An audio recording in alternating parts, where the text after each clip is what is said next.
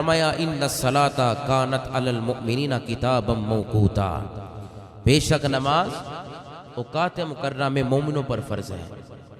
فجر کے وقت میں فجر فرض ہے، ظہر کے وقت میں ظہر، عصر کے وقت میں عصر، مغرب کے وقت میں مغرب، عشاء کے وقت میں عشاء، یہ تمام اوقات میں جب اذان ہو وقت ہو تب ہی نماز فرض ہے۔ تو نماز اوقات مقررہ میں بندوں پر فرض ہے۔ پھر تیسرے مقام پر اللہ نے فرمایا حال کیا ہوگا جو نماز نہ پڑھے گا، سالککم فی سقر، اور تمہیں یہ عذاب کیوں ہو رہا ہے، یہ جہنم میں کیوں گئے ہو تم؟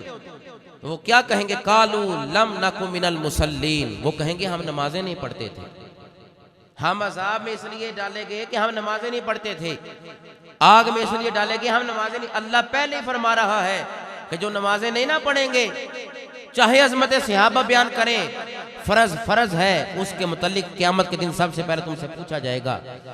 فرض کو چھوڑ کر واجبات کو پورا کرنے والوں سنو اس بات کو، اللہ فرماتا ہے سب سے پہلے قیامت کے تم سے نماز کا سوال کیا جائے گا۔ کیا ہی اچھا ہو بندہ نماز بھی پڑھے، محبت رسول کو بھی بیان کرے، بندہ نماز بھی پڑھے، عشق صحابہ بھی سینے میں رکھے، بندہ نماز بھی پڑھے اور اہل بیت طہار کا تابع دار بھی ہو۔ ما سلککم فی سقر، یہ تمہیں عذاب کیوں رہا ہے؟ قالوا لم نک من المصلین، وہ کہیں گے ہم نمازی نہیں تھے۔ اللہ پہلے ہی دنیا میں بتلا رہا ہے جو نمازی نہیں ہوگا اسے دوزخ میں ڈالا جائے گا۔ اور اللہ نے فرمایا سنو، تم چاہتے ہو ہماری مدد کی جائے، تمہیں امید ہوتی ہے اللہ ہماری مدد فرمائے گا، مگر اللہ کیسے مدد فرماتا ہے؟ تم چاہتے ہو مدد کو، رب فرماتا ہے مدد کا ایک راستہ ہے، وَاسْتَعِينُوا بِالصَّبْرِ وَالصَّلَاةِ، فرمایا وَاسْتَعِينُوا بِالصَّبْرِ وَالصَّلَاةِ، فرمایا مدد طلب کرو، کس کے ساتھ یا اللہ؟ فرمایا صبر کے ساتھ اور نماز کے ساتھ۔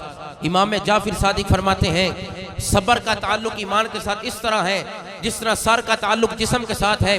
جس بندے کے اندر ایمان ہے اور صبر نہیں ہے اس کا ایمان کامل نہیں ہے۔ جس طرح کے جسم کا سر کے ساتھ تعلق ہے، اگر سر نہ ہو تو جسم کا فائدہ نہیں ہے، اسی طرح اگر بندے کے اندر ایمان ہے اور صبر نہیں ہے اس ایمان کا فائدہ نہیں ہے۔ فرمایا وَاسْتَعِينُوا بِالصَّبْرِ وَالصَّلَاةِ، اے بندگان خدا تم مدد کے متلاشی ہو، مدد حاصل کرنا چاہتے ہو مگر راستہ نہیں پتا۔ رب فرما رہا ہے ایک نماز سے مدد طلب کرو، ایک صبر سے مدد طلب کرو، مگر ہم کیا کرتے ہیں؟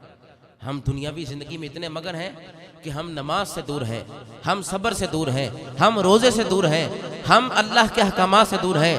ڈرو باز آ جاؤ، ما سلککم فی سقر قالوا لم نک من المصلین، اللہ ہمیں محفوظ فرمائے آتش جہنم سے۔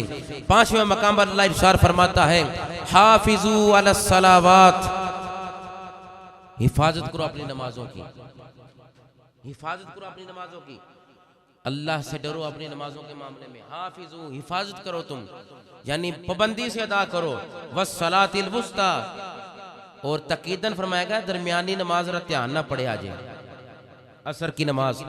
والصلاۃ الوسطی، پہلے فجر پھر ظہر، آگے مغرب اور عشاء، درمیان میں کون سی ہے؟ والصلاۃ الوسطی، عصر کی نماز، درمیانی نماز۔ اور فرمایا وقوموا للہ قانتین، اللہ کے لیے قیام کیا کرو، کھڑے ہوا کرو، اللہ کے لیے قیام کیا کرو۔